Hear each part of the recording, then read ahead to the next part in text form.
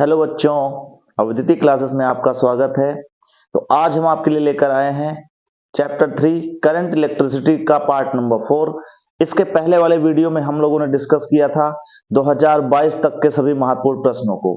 आज के वीडियो में हम लोग डिस्कस करने वाले हैं 2021 और 2020 में आए हुए सभी महत्वपूर्ण प्रॉब्लम्स को। तो चलिए, पहला क्वेश्चन, किरचॉफ के नियमों की सहायता से धारा I1, I2 व I3 के मान दिए गए परिपथ में ज्ञात कीजिए। तो आपके सामने एक चित्र है और इस चित्र में हमें कुछ वैल्यूज दी गई हैं। जैसे यहां पर एक विद्युत वाहक बल दिया है 11 वोल्ट, इसका विद्युत वाहक बल दिया है 9 वोल्ट, यहाँ पर 2 ओम का प्रतिरोध लगा है, यहाँ पर भी 2 ओम का प्रतिरोध लगा है और यहाँ पर 24 ओम का प्रतिरोध लगा है। 11 वोल्ट से I1 करंट निकल रहा है, 9 वोल्ट से I2 करंट निकल रहा है और इस 24 ओम में I3 करंट जा रहा है। हमें यहाँ पर किरचॉफ का नियम अप्लाई करना है और I1, I2 और I3 का मान ज्ञात करना है। तो सबसे पहले हम यहाँ नाम लिख देते हैं A, B, C, D, E और F। और सबसे पहले हम यहाँ पर लूप चुनने वाले हैं। अच्छा, एक बात बताओ, इस पॉइंट F पर अगर हम संधि का नियम लगाएं, यहां हम लिख रहे हैं संधि F के लिए, बोलो संधि का नियम याद है? किसी भी संधि पर मिलने वाली समस्त धाराओं का बीजगणितीय योग क्या होता है? शून्य होता है। और आपको पता है ये F एक संधि है। यहां I1 करंट इसकी ओर आ रहा है, I2 करंट इसकी ओर आ रहा है, I3 इससे दूर जा रहा है। इसका मतलब I1 प्लस I2 किसके इक्वल होना चाहिए? I3। पढ़ा था ना, आने वाली धारा बराबर जाने वाली धारा। तो यहां पर I1, I2 इसकी तरफ आ रहा है, तो I1 प्लस I2 किसके इक्वल होगा? I3 के। इसको हम इक्वेशन फर्स्ट बोल दे रहे हैं। इसके बाद हम लोग अप्लाई करेंगे लूप नियम A, B, C, F, A। पहला लूप हमने लिया A, B, C, F, A में। जब हम A से B चल रहे हैं तो हम जा रहे हैं प्लस से माइनस, बैटरी के लिए तो ये -11 हो जाएगा। फिर हम करंट के अपोजिट चल रहे हैं, यहां पर कौन सा करंट चल रहा है? I1, तो यहां हो जाएगा +2 I1। फिर हम B से C जा रहे हैं, कोई अवयव नहीं है। फिर जब हम C से F जा रहे हैं तो हम धारा की दिशा में चल रहे हैं, इसलिए माइनस होगा। कितनी धारा इसमें चल रही है? I2, यानी हो जाएगा 2I2। उसके बाद अगर हम ध्यान से देखें तो हम माइनस से प्लस जा रहे हैं, यानी बैटरी का +9 हो जाएगा। फिर हम जहां से चले थे वहां पहुंच गए तो बराबर क्या हो जाएगा? 0। इसको जरा और सॉल्व करते हैं, तो हो जाएगा 2I1 माइनस 2I2 -11 + 9 क्या होगा? माइनस हो जाएगा और यहां आएगा -2 = 0। यहां हम इस -2 को वहां भेज देंगे तो ये हो जाएगा 2I1 -2I2 = 2। और अगर आप चाहो तो यहां लिख सकते हो, 2 कॉमन लेके कैंसिल कर सकते हो, तो ये हो जाएगा I1 -I2 = 1। Equation number first, sorry equation first तो यहां मान लिया था, इसको हम इक्वेशन 2 बोल दे रहे हैं, इक्वेशन नंबर 2।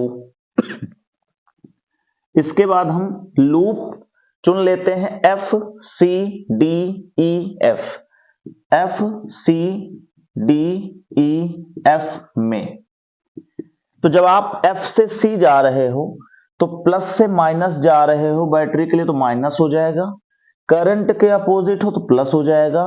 कितना करंट है? I2 है, तो यहां हो जाएगा 2I2। इसके बाद C से D में कुछ नहीं है। D से E की तरफ आप जब जा रहे हो तो करंट के अपोजिट चल रहे हो तो प्लस हो जाएगा। कितना?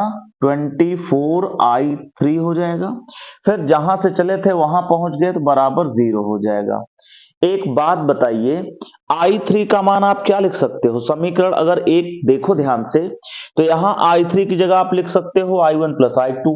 तो आप यहां लिख लो समीकरण 1 से, समीकरण 1 से यहां हो जाएगा -9 + 2I2 + 24। I3 की जगह क्या लिखोगे? I3 की जगह लिखोगे I1 + I2, I1 + I2। जरा इसको और आगे सॉल्व करते हैं तो हो जाएगा -9 प्लस 2i2 प्लस 24i1 और ये हो जाएगा प्लस 24i2। अच्छा, बराबर 0 रहेगा। ठीक है, और आगे अगर हम सॉल्व करें, दिखाई दे रहा है आपको? बिल्कुल। इसके बाद अगर आप देखो तो यहां i1 हो जाएगा, पहले हम i1 लिखते हैं, तो हो जाएगा 24i1, फिर i2 यहां भी है, i2 यहां जुड़ जाएगा, हो जाएगा 26i2, और ध्यान से देखो तो ये -9 उधर जाके +9 हो जाएगा, ये हो गया। इसको हमने इक्वेशन 3 बोल दिया। ठीक है, अब आपको क्या करना है, इक्वेशन सॉल्व कर लेने हैं। अगर हम समीकरण 2 में देखो ध्यान से, 26 से मल्टीप्लाई कर दें, तो जैसे ही 26 से मल्टीप्लाई करेंगे उसके बाद ऐड कर देंगे, तो ये i2 कैंसिल हो जाएगा। तो आप यहां लिखेंगे समीकरण 2 में किससे गुणा करेंगे, 26 से गुणा करके समीकरण 3 से जोड़ने पर, तो देखते हैं क्या आता है। पहले यहां हम 26 से गुणा करते थे, हो जाएगा 26i1 माइनस 26i2 बराबर 26। यहां करेंगे तो हो जाएगा 24i1 प्लस 26i2 बराबर 9। जोड़ दो, ये कैंसिल हो गया, यहां 24 और 26 मिलकर 50 हो जाएगा, इधर 26 9 35 हो जाएगा, i1 बराबर हो जाएगा 35/50। इसको अगर आप 5 से काटो तो ऊपर आएगा 5 7 35, नीचे आएगा 5 धाम 50, यानी 0.7। i1 का मान हमें मिल चुका है 0.7 एम्पियर। सही है, यही तो पूछा था, i1 हमें मिल चुका है। i2 निकालने के लिए आप क्या करो, समीकरण 2 लिख दो, समीकरण 2 से, यहां मैं सॉल्व कर रहा हूं इसको, समीकरण 2 से, कहां है, ये रहा i1 की जगह क्या लिखेंगे, ध्यान से देखो, i1 की जगह हम 0.7 लिख सकते हैं, ये हो जाएगा 0.7 माइनस i2 और इक्वल किया है 1 है।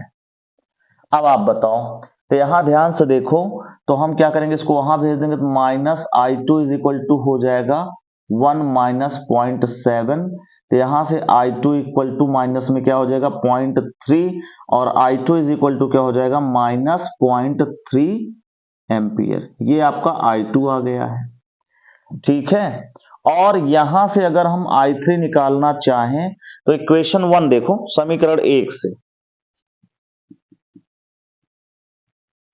समीकरण 1 से क्या लिख सकते हैं, i3 is equal to i1 plus i2 है, i1 plus i2, value put कर दो, i1 की जगह क्या है 0.7 प्लस i2 की जगह क्या है 0.3 माइनस में, तो माइनस प्लस क्या हो जाएगा, माइनस हो जाएगा, यानी i3 इज इक्वल टू हो जाएगा 7 में से 3 गया 4, यानी 0.4 एम्पियर।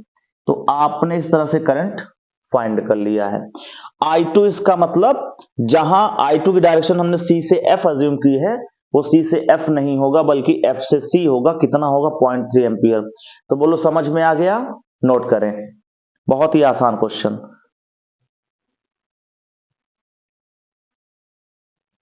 चलिए नेक्स्ट क्वेश्चन, एक 24 ओम प्रतिरोध वाले तार को एक समबाहु त्रिभुज के रूप में मोड़ा जाता है, किन्हीं दो शीर्षों के बीच प्रभावी प्रतिरोध क्या होगा। यह प्रश्न 2020 के सेट नंबर 1 में पूछा गया है। बहुत ही आसान क्वेश्चन, एक तार है जिसका प्रतिरोध कितना है 24 ओम है, इसको क्या बनाया गया, समबाहु त्रिभुज के रूप में मोड़ दिया गया। बताओ त्रिभुज में कितनी भुजाएं होती हैं, 3 भुजाएं होती हैं, समबाहु मतलब समान भुजाएं। अब आप सोचो, इसका मतलब 24 ओम प्रतिरोध वाले तार को हमने 3 बराबर भागों में बांटा है, तो अगर पूरे तार का प्रतिरोध 24 है तो उसके 1/3 का क्या होगा 24/3 यानी 8 ओम होगा। तो हमने तार को कुछ ऐसे जोड़ दिया समबाहु त्रिभुज के रूप में, ठीक है, कुछ ऐसा, ये भी 8 ओम हो गया, ये भी 8 ओम हो गया, ये भी 8 ओम। अब कह रहा किन्हीं भी दो शीर्ष, मान लो हमने इसको ए और इस बी मान लिया, इसके मध्य हमें निकालना क्या है, प्रभावी प्रतिरोध निकालना है। एक बात तो, अगर आप यहां से करंट इमेजिन करो, तो यहां से आई करंट अगर गया इस पॉइंट पर पहुंचकर इसके पास कितने रास्ते हैं? 2 रास्ते हैं, मींस करंट डिवाइड हो जाएगा। तो मान लेते हैं यहां करंट I1 गया, तो अब बताओ यही करंट घूम करके यहां पहुंचेगा और यही करंट तो यहां भी पहुंचेगा, यानी यहां पर भी I1 करंट, इसमें कौन सा करंट गया? मान लेते हैं I2 करंट। यहां के दोनों करंट फिर से सेम हो जाएंगे, यहां I बन जाएगा। अब इस ग्राफ से, इस फिगर से आपको ये क्लियर हो रहा होगा कि ये 8 कौन से क्रम में है? श्रेणी क्रम में है। कैसे क्लियर हुआ?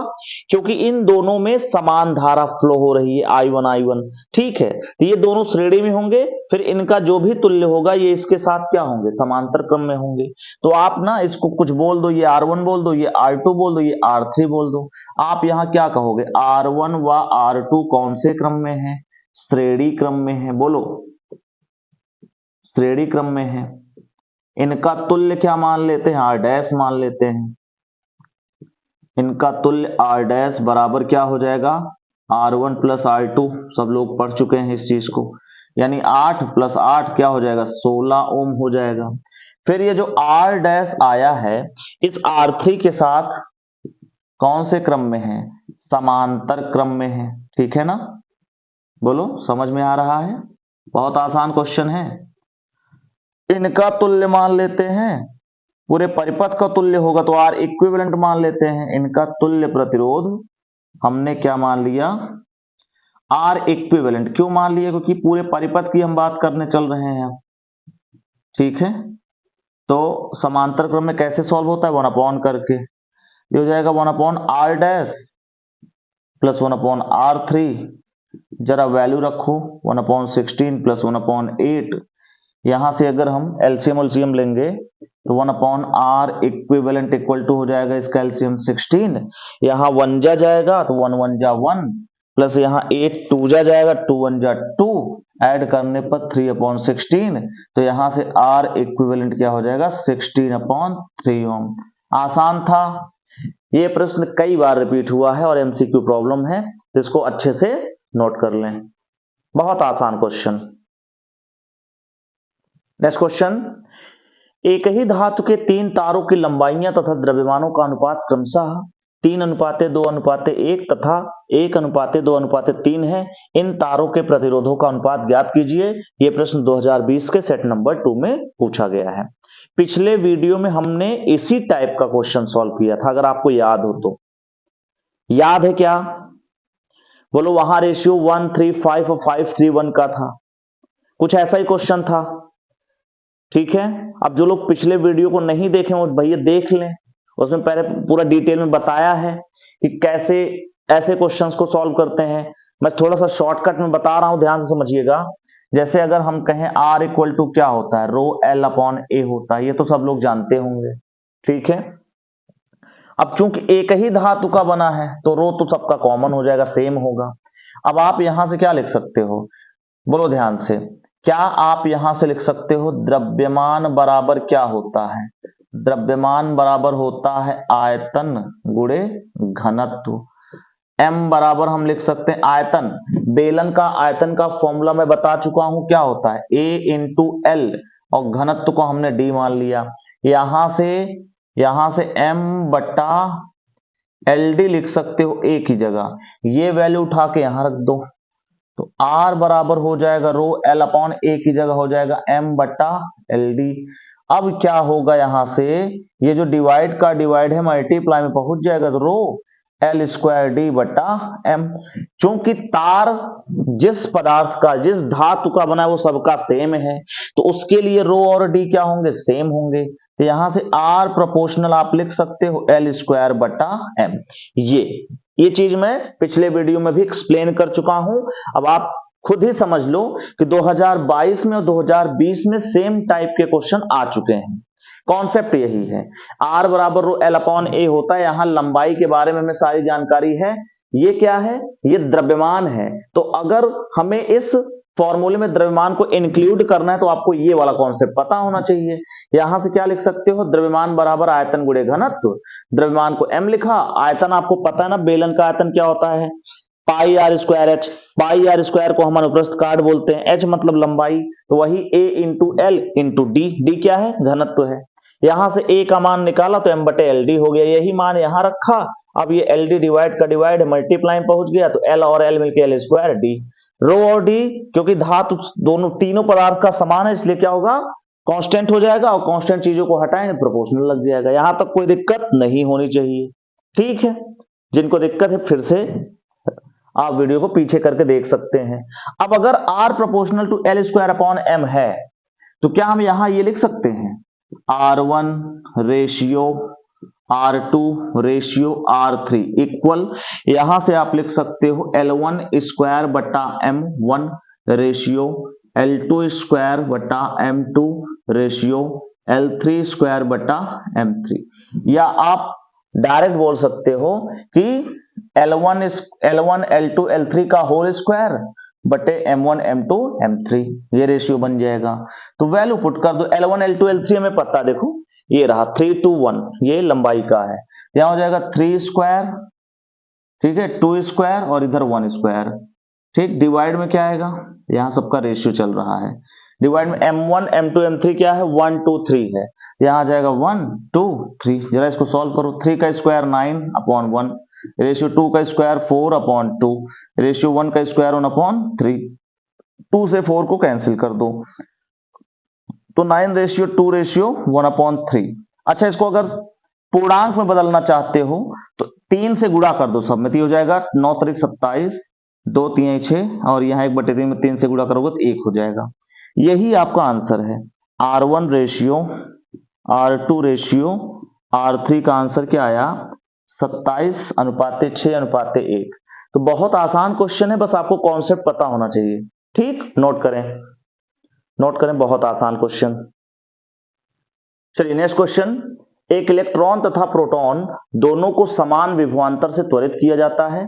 यदि उनके प्रारंभिक वेग शून्य हो तो इन कणों में इलेक्ट्रॉन की गतिज ऊर्जा अधिक होगी, प्रोटॉन का वेग अधिक होगा, इलेक्ट्रॉन का संवेग अधिक होगा, या फिर प्रोटॉन का संवेग अधिक होगा। ये प्रश्न 2020 के सेट नंबर 4 में पूछा गया है और ये मल्टीपल चॉइस क्वेश्चन में आया हुआ था।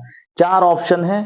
अब सबसे पहले तो आप इनके चारों आंसर को पहचानो, गेस करो आपके हिसाब से इसमें कौन सा आंसर सही होगा। सॉल्व करके देख लो कौन सा आंसर सही होगा। सोच लिया आपने, अपना ऑप्शन सेलेक्ट कर लिया, अब मैं सॉल्व करूं, चलो देखते हैं। सबसे पहले क्या दिया है, आपके पास 2 कण हैं इलेक्ट्रॉन और प्रोटॉन।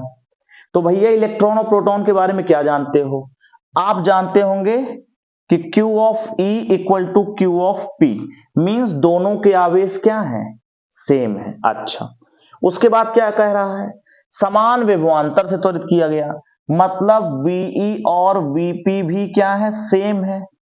हमने मान लिया ये, ठीक है।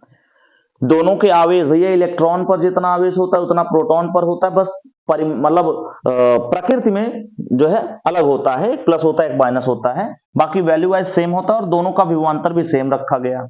एक बात बताओ, जब किसी आवेशित कण को हम वोल्टेज आरोपित करके त्वरित करते हैं तो क्या होता है, वो गतिज ऊर्जा में उसकी वृद्धि होती है। यहां क्या बोल रहा है, यहां बोला शुरुआत में प्रारंभिक वेग उसका शून्य था, तो बाद में वेग बढ़ा होगा जिसके कारण इसकी गतिज ऊर्जा बढ़ी होगी। अब आप बताओ, क्या आप ये फॉर्मूला जानते हो,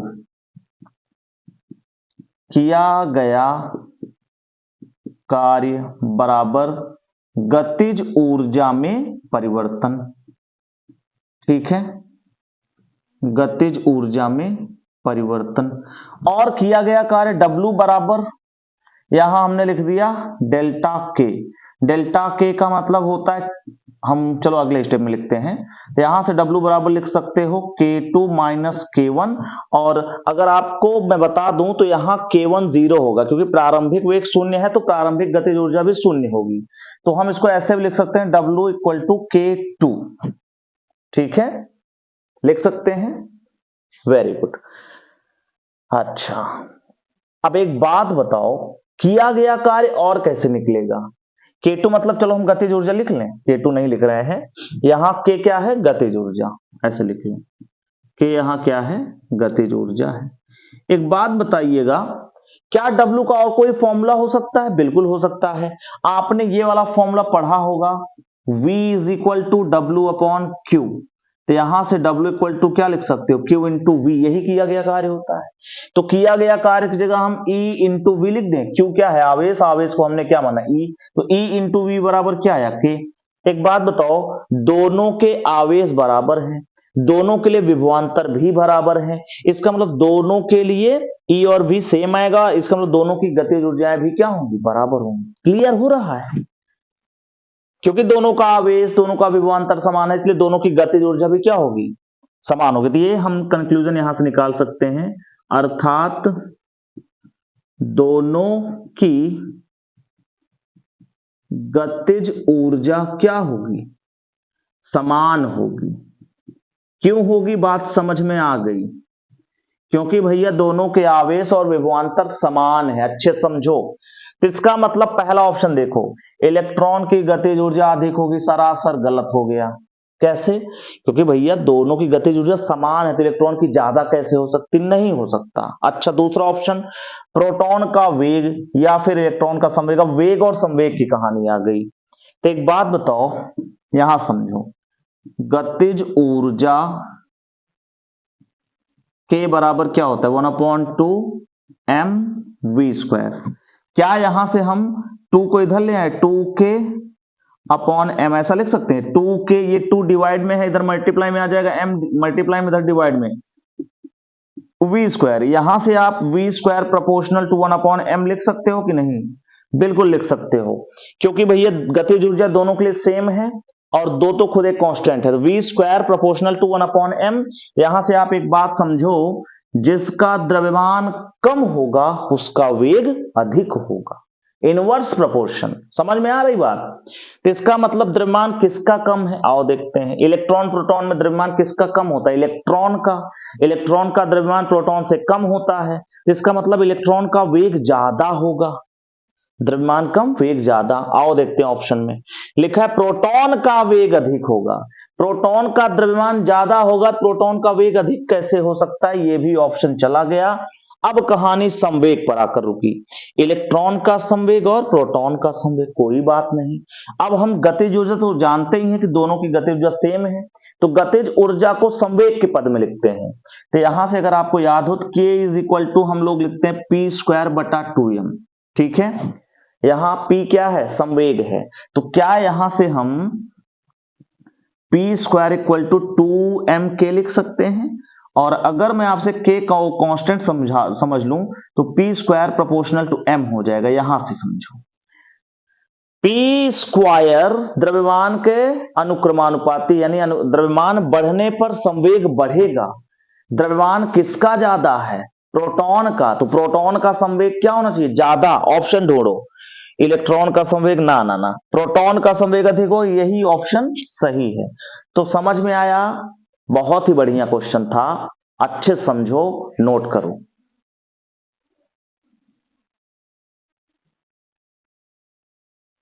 नेक्स्ट क्वेश्चन, विद्युत वाहक बल E का एक सेल प्रतिरोध R के सिरों से जुड़ा है, यदि सेल का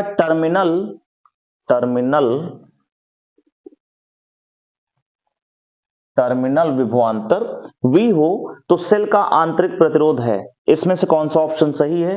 ये 2020 के सेट नंबर 4 में पूछा गया है, बहुत ही साधारण प्रश्न है, आप लोगों को पता होगा। E इज इक्वल टू क्या होता है, V+IR होता है, ये हम पढ़ा चुके हैं जब आपको सेल पढ़ा रहे थे। E इज इक्वल टू क्या होता है, V+IR।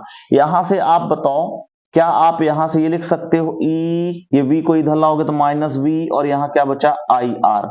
क्या यहां से आप E-V और इस करंट को अगर डिवाइड में ले आओगे तो यहां स्मॉल r बचेगा, ठीक है। फिर ओम का नियम अप्लाई करो, ओम के नियम से, बहुत साधारण question. V is equal to क्या होता है, IR होता है, तो यहां से I इज इक्वल टू क्या लिख सकते हो, V/R। ये वैल्यू उठा के यहां रख दो, तो यहां से R इक्वल टू क्या आ जाएगा, यहां रखना, देखो ये हो जाएगा E-V अपॉन I की जगह हो जाएगा V/R। R डिवाइड का डिवाइड मल्टीप्लाई पहुंच जाएगा, यानी E-V/R और बटे में क्या रह जाएगा, V।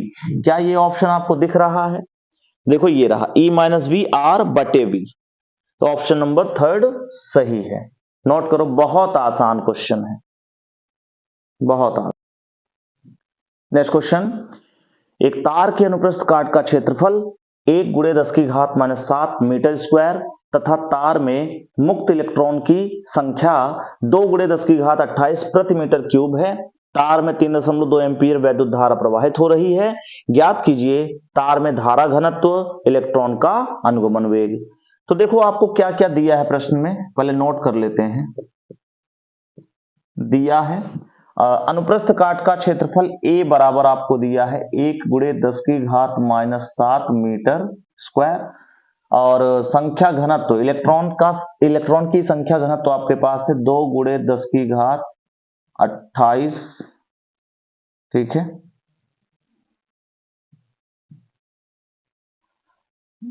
प्रति मीटर क्यूब, आप ऐसे भी लिख सकते हो। और करंट आपको दिया गया है 3.2 एम्पियर, धारा घनत्व J बराबर पूछा है, और अनुगमन वेग VD बराबर पूछा है। तो सबसे पहले आप जानते हैं फॉर्मूला J बराबर I/A, ये आप जानते हैं। तो J बराबर I/A हम सॉल्व कर लेते हैं। I की जगह क्या हो जाएगा 3.2 और A की जगह हो जाएगा 1 × 10⁻⁷। यहां से J की वैल्यू क्या हो जाएगी 3.2, ये 10⁻⁷ ऊपर जाके 10⁻+7 हो जाएगा, और बट्टे में 1 रह जाएगा, 1 से भाग करने पर कोई प्रभाव नहीं पड़ेगा। यहां से हो जाएगा 3.2 × 10⁻7, और धारा घनत्व का मात्रक होगा एम्पियर पर मीटर स्क्वायर। एक का तो आंसर आ गया बहुत आसानी से। दूसरा क्या पूछ रहा है, इलेक्ट्रॉन का अनुगमन वेग। तो आप बताओ, धारा और अनुगमन वेग में रिलेशन आपको पढ़ाया गया होगा। I बराबर क्या होता है NE/AVD। तो यहां से आप बताओ I की जगह क्या लिखोगे, I की जगह आप लिखोगे, या फिर एक काम करो, यहां से VD इक्वल टू, तो यहां से हो जाएगा I/NE/A, वहां क्या बचा VD, ठीक है ना। अच्छा, I की जगह क्या लिखोगे 3.2, N की जगह, N क्या है यहाँ 2 × 10⁻28, 2 × 10⁻28, E की जगह 1.6 × 10⁻⁻19, और एरिया की जगह क्या आएगा, एरिया आपके पास है 1 × 10⁻⁷, और ये सब क्या हमें सॉल्व कराएगा VD। ध्यान से देखो, ये 16 दूना 32, ये कैंसिल हो जाएगा, 2 बचेगा, 2 से ये 2 कैंसिल हो जाएगा, ऊपर केवल 1 बचा है, तो ऊपर 1 बचा, नीचे क्या क्या बचा है, तो ध्यान से देखो, -19 -7 -26 हो जाएगा, यानी 10⁻28 × 10⁻26, ऊपर है 1, और ये आया VD। यहां से VD इज इक्वल टू क्या लिख सकते हो 1/10⁻28 और 26, इसको जब सॉल्व करेंगे 10⁻2 हो जाएगा ये, और इसको जब लिखेंगे तो 1 × 10⁻2 मीटर पर सेकंड, यही आपका आंसर है। तो आसान क्वेश्चन था, ठीक है, फॉर्मूला बेस्ड क्वेश्चन था। फॉर्मूले अगर आपको याद है तो ऐसे प्रश्न बहुत ही आसानी से सॉल्व हो जाएंगे। नोट करें इसको। नेक्स्ट क्वेश्चन, समान पदार्थ के दो घनों की भुजाएं क्रमशः L तथा 2L है, इनके प्रतिरोधों का अनुपात होगा। MCQ क्वेश्चन है। पहला ऑप्शन 1:1, दूसरा 1:2, तीसरा 2:1 और चौथा 4:1। तो ये प्रश्न 2020 के सेट नंबर 5 में पूछा गया है। तो देखो, सबसे पहले हम इमेजिन करते हैं कि हमारे पास यहां एक घन है, ठीक है, जिसकी भुजा की लंबाई क्या है L है, ये रहा, ठीक है। तो ये हमारे पास एक घन L, और ये भी क्या है L। तो ध्यान से देखो, अगर हम करंट की डायरेक्शन को ऐसे समझे, मान लो करंट अगर ऐसे चल रहा है, तो सबको पता है करंट की डायरेक्शन में जो होता है उसको लेंथ बोलते हैं, और ये क्या होगा करंट के परपेंडिकुलर, जो चीज करंट के परपेंडिकुलर होता है उसको हम क्या बोलते हैं अनुप्रस्थ काट का क्षेत्रफल। जैसे अगर ये हमारा चालक है, अगर इसमें करंट ऐसे ऊपर की ओर चल रहा है, तो इसके परपेंडिकुलर, इसके लंबवत जो भी सरफेस आएगा, जैसे इसके लंबवत ये सरफेस आ रहा है, तो ये क्या होगा अनुप्रस्थ काट का क्षेत्रफल होगा। ऐसे अगर आपके पास कोई घन है, तो अगर आप समझो घन है, तो अगर करंट ऊपर की ओर इमेजिन किया, तो ये वाली जो हाइट आ रही है, ये जो हाइट ऊपर की ओर आएगी वो लंबाई का काम करेगी, और जो बेस आएगा वो क्या होगा अनुप्रस्थ काट का क्षेत्रफल। तो यहां बेस क्या होगा, बेस आपको स्क्वायर दिखेगा। बेस कैसा दिखेगा स्क्वायर दिखेगा। तो यहाँ अनुप्रस्थ काट का क्षेत्रफल क्या हो जाएगा, तो अनुप्रस्थ काट का क्षेत्रफल यहाँ एल स्क्वायर हो जाएगा। तो इस केस में अगर हम आपसे कहें R1 बराबर लिख लो, तो रो एल की जगह एल होगा, एरिया की जगह क्या हो जाएगा एल स्क्वायर। अब आप इसको जरा सॉल्व करो, तो यहां से R1 इक्वल टू क्या हो जाएगा, रो एल से L square cancel, rho by L, इसको हमने इक्वेशन फर्स्ट बोल दिया। ऐसे ही हमारे पास मान लो अगली बार क्या है, 2l लंबाई का एक घन है इस बार, ठीक है, इस बार हमारे पास 2l लंबाई का एक घन है ये, और करंट को हमने ऊपर की ओर इमेजिन किया, तो यहां से यहां जो लंबाई होगी वो कितनी हो जाएगी 2l। अब इस बार जो अनुप्रस्थ काट का क्षेत्रफल आएगा वो कितना आएगा, इस बार देखो है तो अभी भी स्क्वायर, जो अनुप्रस्थ काट का क्षेत्रफल है वो कौन से फॉर्म में है, स्क्वायर फॉर्म में, वर्ग फॉर्म में। तो वर्ग का क्षेत्रफल कैसे होता है, भुजा का वर्ग, यहां भुजा क्या है 2l, तो 2l का वर्ग करोगे तो क्या हो जाएगा 4l स्क्वायर। तो इस केस में अगर हम R2 बोले तो R2 इज इक्वल टू क्या हो जाएगा, लंबाई रो, देखो रो सेम होना है, रो क्यों सेम होना है, क्योंकि देखो यहां बोल रहा है समान पदार्थ थे, अगर पदार्थ समान है तो रो भी क्या होगा, दोनों का सेम होगा। तो R2 इज इक्वल टू रो, फिर क्या आता है एल आता है, लंबाई आती है, यहां लंबाई की जगह 2l हो जाएगा और a की जगह हो जाएगा 4l स्क्वायर। जरा इसको सॉल्व करो, तो यहां से l से l स्क्वायर, l हो जाएगा 2 से 4 2 हो जाएगा, तो R2 इज इक्वल टू यहां हो जाएगा रो और डिवाइड में 2l, इसको इक्वेशन 2 बोल दिया। अब इक्वेशन 1 में इक्वेशन 2 से डिवाइड कर दो, समीकरण 1 में समीकरण 2 से भाग करने पर क्या आएगा, तो R1 ऊपर R2 नीचे, R1 की वैल्यू आई है रो बटा एल, R2 रो बटा 2l, इसको हम ऐसे लिख सकते हैं rho by L multiply 2l by rho, ठीक है, एल से एल कैंसिल, रो से रो कैंसिल, R1 बटे R2 क्या आया 2 अपॉन 1 मान लो, यहां से रेशियो क्या आया R1 रेशियो R2 क्या आया 2 रेशियो 1। अगर ये वाला ऑप्शन कहीं दिख जाए तो वही सही होगा, कहां है, थर्ड वाला है, सही है, नोट कर लो। बहुत आसान क्वेश्चन, बहुत ही आसान कॉन्सेप्चुअल क्वेश्चन, नोट करें सब लोग। चलिए नेक्स्ट क्वेश्चन, एक 10 वोल्ट विद्युत वाहक बल तथा 3 ओम आंतरिक प्रतिरोध वाली सेल को एक प्रतिरोध के साथ श्रेणी क्रम में जोड़ा जाता है। यदि परिपथ में धारा 0.5 एंपियर हो तो प्रतिरोधक का प्रतिरोध व सेल के सिरों के बीच वोल्टता ज्ञात कीजिए। ये प्रश्न 2020 के सेट नंबर 5 में पूछा गया है। तो देखो हमें क्या कहा गया, हमें ये कहा गया कि हमारे पास एक सेल है, उस सेल का जो विद्युत वाहक बल है वो कितना है 10 वोल्ट है, 10 वोल्ट, और इसका जो आंतरिक प्रतिरोध है वो कितना है 3 ओम है। इसके साथ हमने एक प्रतिरोधक लिया है और उसको हमने श्रेणी क्रम में जोड़ दिया, हमें नहीं पता इस प्रतिरोधक का क्या मान है। अब यहां इस परिपथ में एक धारा प्रवाहित हो रही I, इस I की वैल्यू हमें प्रश्न में साफ साफ दिया है, कितना है 0.5, I इज इक्वल टू हमारे पास क्या है 0.5 एम्पियर है। हमें निकालना क्या है R निकालना है, साथ में हमें टर्मिनल विभवांतर ज्ञात करना है सेल के दोनों टर्मिनल के बीच में। तो मान लेते हैं ये A है ये B है, तो हमें A और मतलब ये VAB हमें चाहिए, हमें क्या चाहिए VAB, VAB का मतलब सेल का टर्मिनल विभवांतर। बोलो बात समझ में आ गई है। तो क्या करेंगे, देखो यहां किरचॉफ का नियम लगा दो। अगर आप यहां से चलो, इमेजिन करो अगर हम यहां से चलना स्टार्ट करें ऐसे, तो हम धारा की दिशा में चल रहे हैं, तो यहां क्या होगा -IR होगा, फिर यहां पहुंचे, फिर यहां आप देखो यहां भी ऐसे करंट चलेगा, हम धारा की दिशा में चल रहे हैं अभी तक, धारा की दिशा में चलने पर क्या होगा माइनस होगा, I इंटू R की जगह क्या हो जाएगा 3, माइनस से प्लस जा रहे हैं तो प्लस होगा क्या हो जाएगा 10, जहां से चले वहां पहुंच गए बराबर 0 हो जाएगा। अब आप बताओ यहां -I अगर कॉमन ले लो तो यहां क्या बचेगा, यहां बचेगा R प्लस 3 और वहां 10 को अगर उधर भेज दो तो -10 हो जाएगा, ये माइनस से माइनस कैंसिल हो जाएगा। I की जगह 0.5 लिखोगे आप, देखो I की जगह क्या है 0.5, यहां हो जाएगा R प्लस 3 इक्वल टू 10, ये 0.5 यहां जाएगा तो R प्लस 3 इक्वल टू हो जाएगा 10 अपॉन 0.5, दशमलव हटाओगे तो ऊपर एक जीरो बढ़ जाएगा, तो 100/5 हो जाएगा, कैंसिल करेंगे तो 20 आएगा। कुल मिला के r प्लस 3 कितना आया, 20 आया। तो r बराबर क्या हो जाएगा, 20 माइनस 3 बराबर 17। यानी आपको यहां पर प्रतिरोध का मान पता चल चुका है। प्रतिरोध कितना आया है, 17 ओम आया है। आपने पहला पार्ट इसका सॉल्व कर लिया। फिर सेल के सिरों के बीच वोल्टता पूछ रहा है।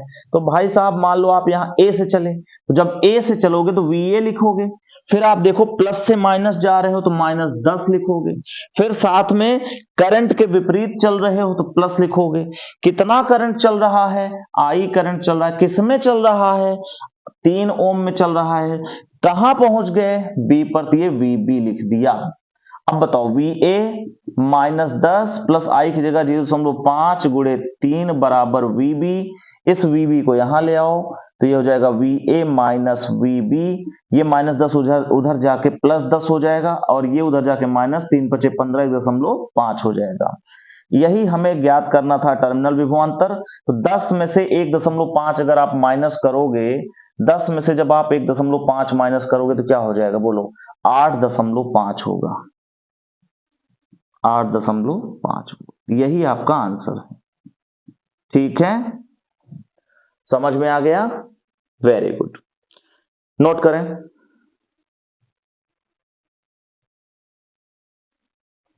नेक्स्ट क्वेश्चन, यदि 9 ओम प्रतिरोध में ऊष्मा 36 वाट हो तो 6 ओम में ऊष्मा 6 तथा 2 ओम प्रतिरोध के सिरों के बीच विभवांतर ज्ञात कीजिए। यह प्रश्न 2020 के सेट नंबर 5 में पूछा गया है। देखो क्या कहा है, तो हमें कहा है भैया कि 9 ओम में हमें ऊष्मा 6 दिया है। ऊष्मा 6 यानी कितनी ऊष्मा इसमें उत्पन्न हुई है, उसकी वैल्यू दिया है 36 वाट, और हमें 6 ओम में निकालना कितनी होगी, और साथ में बताने इस 2 ओम का विभवांतर क्या होगा। अच्छा, तो एक काम करते हैं, सबसे पहले हम मान लेते हैं कि हमारे जो विद्युत वाहक बल लगा हुआ, जो सेल लगा हुआ है, उससे I करंट यहां गया। अब ये I करंट यहां पहुंचेगा, 2 बराबर भाग, मतलब 2 बराबर नहीं, लेकिन किंतु 2 भागों में यहां बटेगा। एक में मान लो I1 करंट गया, दूसरे में मान लेते हैं I2 करंट गया।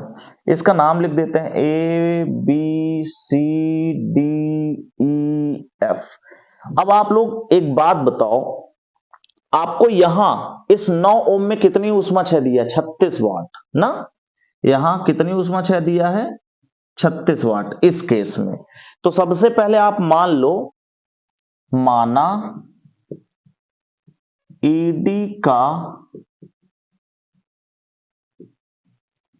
विभवांतर V है। हमने क्या मान लिया, ED का विभवांतर हमने V मान लिया।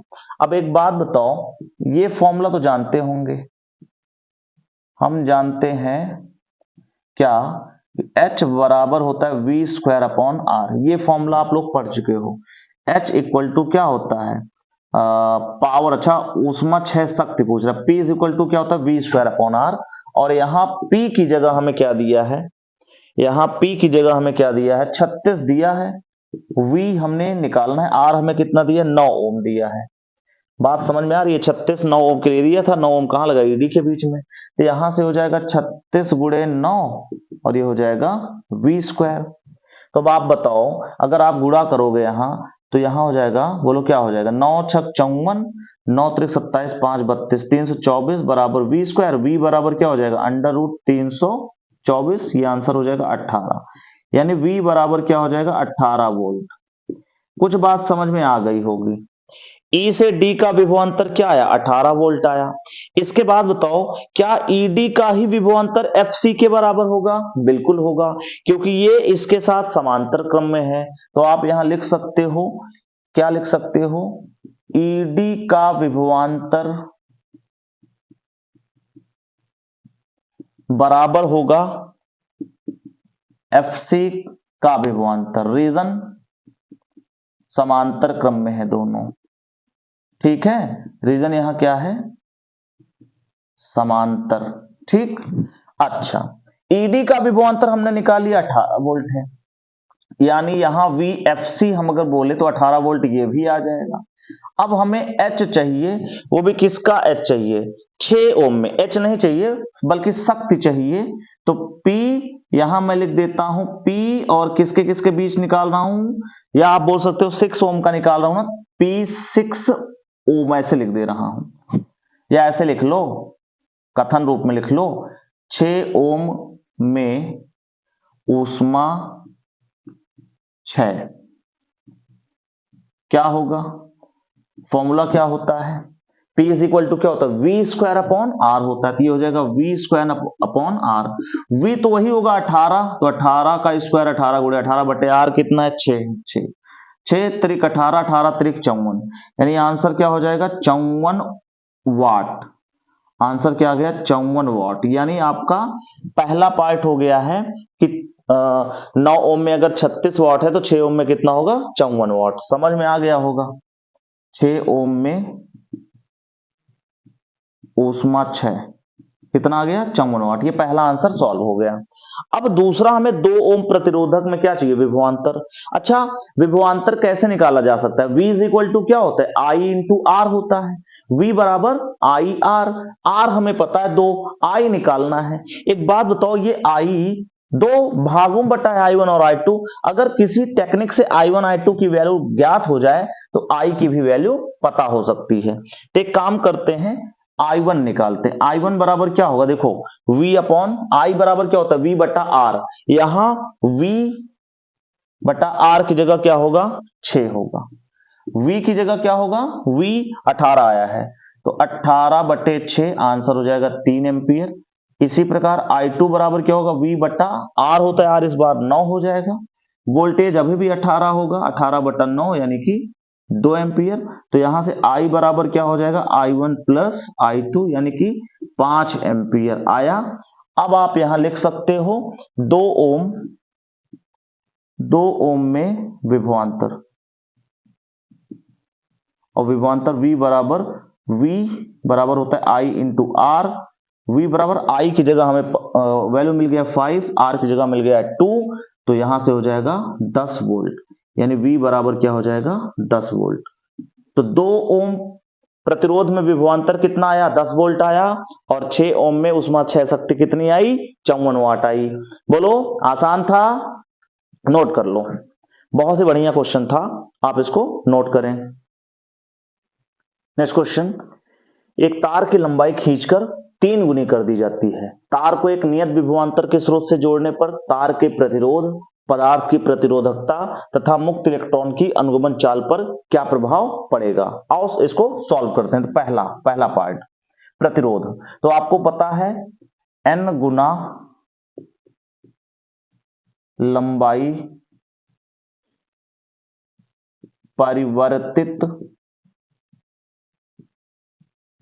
करने पर तार का नया प्रतिरोध, ये फॉर्मूला मैं पढ़ा चुका हूं, क्या होता है, R डैश बराबर होता है N स्क्वायर R। तो यहां पर R dash equal to N कितना है, 3 गुना, देखो यहां 3 का स्क्वायर हो जाएगा R, यानी R डैश बराबर हो जाएगा 9R। इसका मतलब अर्थात प्रतिरोध प्रारंभिक प्रतिरोध का 9 गुना हो जाएगा, प्रारंभिक प्रतिरोध का 9 गुना हो जाएगा।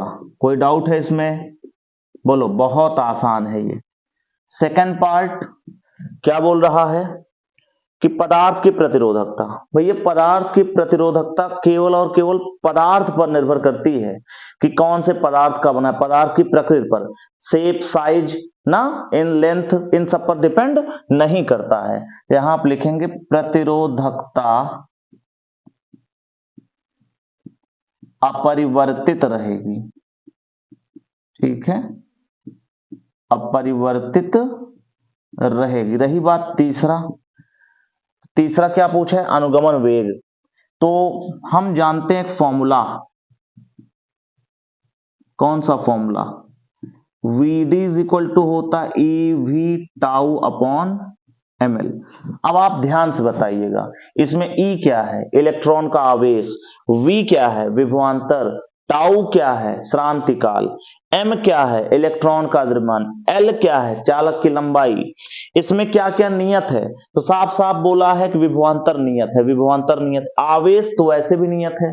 टाउ का मान केवल तब बदलेगा जब टेम्परेचर बढ़ाएंगे, तो यहां टेम्परेचर का तो कोई रोल है नहीं, टेम्परेचर को घटाने बढ़ाने की बात तो की नहीं गई है। एम क्या है, इलेक्ट्रॉन का द्रव्यमान कांस्टेंट, तो इसका मतलब वीडी प्रोपोर्शनल 1/L, अर्थात अनुगमन वेग लंबाई के व्युत क्रमानुपाती है।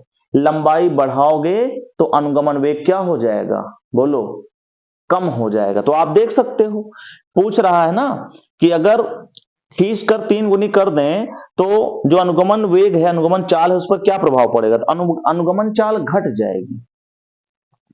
आंसर में क्या आया, अनुगमन चाल घट जाएगी, क्योंकि व्युत क्रमानुपाती है ना, घट जाएगी।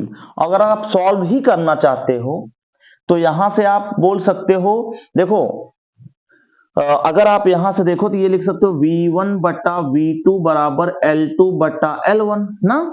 और अगर आप यहां V1 को VD लिखो और V2 हमें निकालना है, L2 की जगह हो जाएगा 3L अपॉन L, L से N कैंसिल हो जाएगा, क्रॉस मल्टीप्लाई करेंगे 3V2 is equal to VD, और यहां से लिखेंगे V2 इज इक्वल टू क्या हो जाएगा, VD बटा 3, यानी कि प्रारंभिक अनुगमन वेग का 1/3 हो जाएगा, तिहाया हो जाएगा। तो नोट कर लो, तिहाई हो जाएगा, वेरी सॉरी, तिहाई हो जाएगा। ठीक, इसको नोट कर लें, आसान क्वेश्चन। चलिए नेक्स्ट क्वेश्चन, दो बल्ब 60 वॉट 220 वोल्ट तथा 40 वॉट 220 वोल्ट को 220 वोल्ट के मेंस से श्रेणी क्रम में जोड़ा गया है, बल्बों की कुल शक्ति ज्ञात कीजिए। तो हमेशा याद रखना, श्रेणी क्रम में अगर विद्युत शक्ति का टोटल निकालना हो, तुल्य निकालना हो तो 1/, कर लेना, समांतर क्रम में करना हो तो डायरेक्ट जोड़ लेना।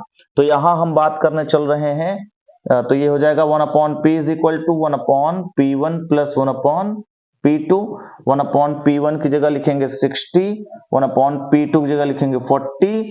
यहां आप बताओ 60 और 40 कैल्सियम 120 होगा, 60 2 जा और ये 43 जा, तो आंसर इज 5/120। यहां से हो जाएगा P is equal to 120/5, solve करेंगे तो 24 watt, this is your answer. ठीक, नोट कर लें, ये प्रश्न 2020 के सेट नंबर 6 में आया हुआ था, नोट करें सब लोग। चलिए नेक्स्ट क्वेश्चन, दिए गए परिपथ में विद्युत धारा के मान की गणना कीजिए तथा ए व सी बिंदुओं के बीच विभवांतर ज्ञात कीजिए। ये आपके सामने एक परिपथ है। तो देखो यहां पर हम चूंकि E2 का मान 4 वोल्ट है, पड़ा है, इसलिए हम मान के चलते हैं कि इस E2 से करंट निकला I, यही करंट यहां गया, यही करंट यहां भी गया और यही करंट वापस से यहां आ गया। ठीक है, और अब आपको लगाना है किरचॉफ का नियम, तो यहां मैं लिखता हूं किरचॉफ के नियम से, यहां लिख देता हूं, चलो किरचॉफ के नियम से क्या होगा बताओ। अगर हम यहां से चलेंगे तो करंट के अपोजिट चल रहे हैं, तो प्लस में होगा कितना, तो 1 इंटू आई, यानी आई हो जाएगा, फिर माइनस से प्लस जा रहे हैं, प्लस हो जाएगा 2। इसके बाद बताओ फिर से आप प्लस से माइनस जा रहे हो तो -4 हो जाएगा, करंट के अपोजिट चल रहे हो तो प्लस का साइन, 1 से किसका गुणा हो जाएगा, आई से हो जाएगा। वापस जब आप ऐसे आ रहे हो तो करंट के अपोजिट चल रहे हो, अभी भी प्लस हो जाएगा, और यहां कितना है 5i हो जाएगा, बराबर जहां चले थे वहां 0 हो जाएगा। अब आप देखो 1 2 3, 5i plus 1i plus 1i, यानी 5 1 6 1 7, बोलो यही होगा, 5 1 6 1 7, बिल्कुल यही होगा, 5 1 6 1 7, 7i, और यहां से हो जाएगा -2 और इक्वल टू हो जाएगा, इधर हो जाएगा 0, तो यहां से 7i इज इक्वल टू हो जाएगा 2, i इज इक्वल टू हो जाएगा 2/7 एम्पियर। ठीक है, कोई डाउट है इसमें, बोलो, कोई समस्या।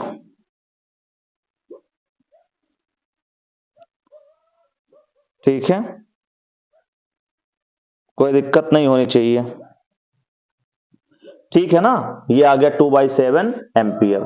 तो धारा का मान हमें मिल चुका है, वापस से चेक कर लो, धारा के अपोजिट चले तो प्लस होगा, 1 इंटू आई 1 आई हो गया, फिर माइनस से प्लस चले +2 हो गया, फिर प्लस से माइनस चले माइनस हो गया 4, उसके बाद फिर से हम करंट के अपोजिट ही चल रहे थे तो क्या हो जाएगा 1 इंटू आई, और उसके बाद ये 5i बराबर जहां से चले वहां पहुंच गए 0। इसके बाद हमने देखा तो यहाँ 5i प्लस आई 7i, और यहां से -2 equal to 0, 7i equal to 2, i equal to क्या हो जाएगा 2/7 एम्पियर। ठीक है, नोट करें इसका, अभी सेकंड पार्ट हम लोग करेंगे, नोट करो जल्दी से। क्वेश्चन का सेकंड पार्ट कह रहा है ए व सी बिंदुओं के बीच विभवांतर ज्ञात कीजिए। तो अगर हम ए से सी तक चलें तो ध्यान से देखो, ए से चलेंगे तो क्या लिखेंगे VA, फिर आप धारा की दिशा में अच्छा प्लस से माइनस जाओगे तो माइनस आएगा, कितना 2 आएगा, फिर आप धारा की दिशा में चल रहे हो तो माइनस का साइन आएगा, कितना आएगा तो आप कहेंगे I इंटू 1, और जहां चले थे वहीं पहुंच जाएंगे, मतलब जहां पहुंचे VC आया, VC को यहां ले आओ तो VA माइनस VC बराबर हो जाएगा 2 उधर जाके +2 और ये उधर जाके +I बन जाएगा, यानी 2 प्लस I की वैल्यू क्या है 2/7 है। इसको जरा सॉल्व करेंगे, यही है VAC, यही हमें निकालना है। तो अगर हम इसका एलसीएम लेंगे 7 हो जाएगा, फिर 7 दूनी 14 प्लस 2 यानी कि 16/7, जरा इसको सॉल्व करेंगे तो 7 दूनी 14 20 आया, लगभग 3 7 3 21, तो लगभग में कितना आया एसी का वोल्टेज 2.3 वोल्ट। ठीक है, तो आज के लिए इतना इनफ है, पढ़ाई करते रहें, ऑल द वेरी बेस्ट।